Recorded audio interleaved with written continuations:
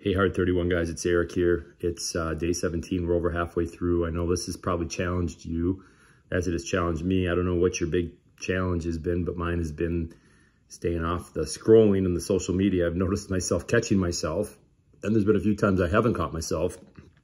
That's been my big thing I've noticed doing this challenge, is I really have to do a better job with it, as it's such a habit.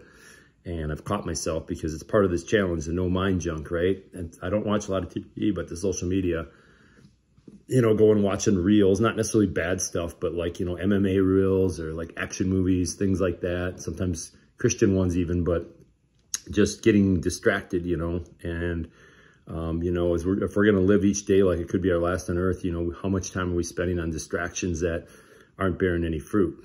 Sometimes it's good to just chill out and watch a movie or whatever. But when it becomes a habitual thing, it can be a thing that kind of hinders our walk. And so today I'm going to go with Proverbs the 17, the last part, which says, "He who restrains his words has knowledge. He who has a cool spirit is a man of understanding, and even a fool appears wise when he keeps his mouth silent. And he who closes lips is considered prudent." So once again, there's a lot in here about how our speech and how we conduct ourselves with our speech, and learning to control our speech.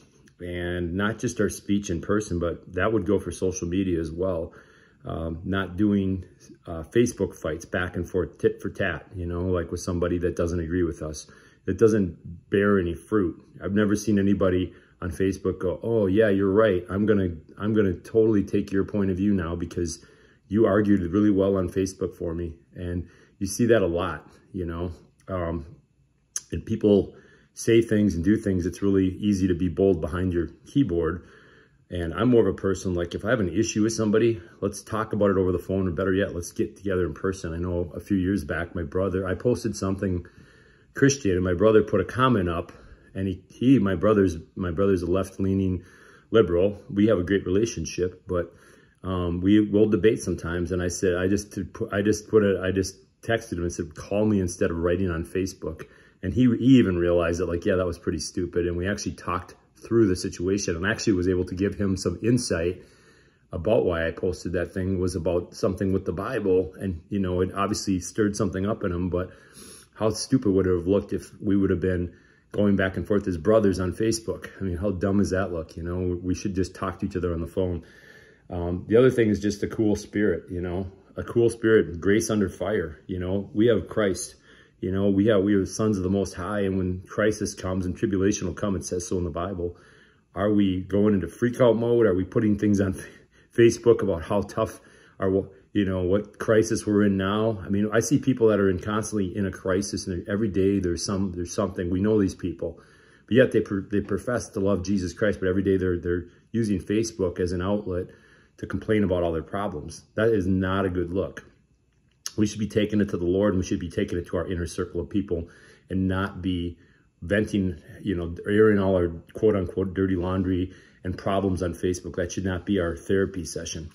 So my point is today is just restrain yourself. Obviously in person, it's important. We talked about that earlier, but I just really was in my heart about social media. Like, I had done that a few times, and I thought how foolish that is. I haven't done it for a long time. The Lord brought me correction on that, because we want our conversations to bear fruit, and they're always better in person or over the phone, because you can hear the tone of the person's voice. You can get a feel for where they're at, and they can get a feel for you where you're at. It's always much more fruitful. And sometimes it just pays to keep our mouth shut. Speak when the Lord directs you to. A lot of times I've learned the Lord tells me to hold my tongue and speak. I know my aunt, a few weeks ago, we took her out for her birthday, and she was talking about her crystals and all her new age stuff she was in. And I my flesh wanted to say, that is stupid. Why are you doing that stuff? You're opening yourself up. And the Lord just said, you know what, it's her birthday. You're treating her. This isn't the time to address this. There will be a time.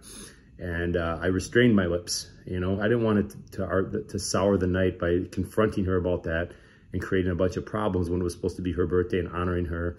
There will be a time. I've asked to pray the Lord to ask him to give me a time to be able to have that talk with her about that, So just always listen to the Lord first. The second one I want to talk about, this came up last night.